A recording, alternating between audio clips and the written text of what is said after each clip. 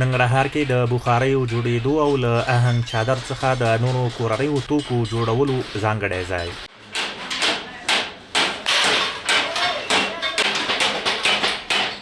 په همدې ځای کې یو بخارۍ جوړونکی محمد نسیم وایي بېلابېل ډوله بخارۍ جوړوي چې خلک ساده او انګیټۍ بخارۍ خوښوي او له کاروباره خوشحاله دی.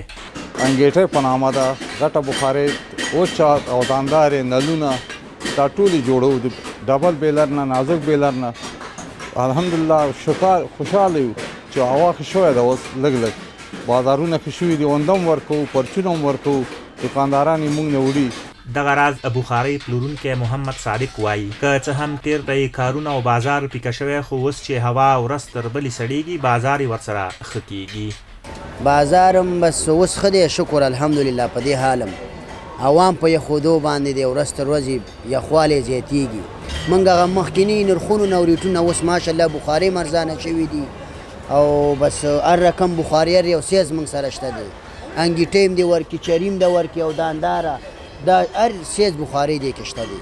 بلخوا د ننګرهار اوسیدونکی سردار کاکا وایي د کور او کورنۍ د غړو تودېدو په موخه یې بخارۍ اخیستې. د نوموړي په خبره تیر ته اوس د بخاریو نرخونه ښه شوي او له نورو خلکو هم غواړي چې ننګرهار کې جوړېدونکي بخارۍ وکاروي.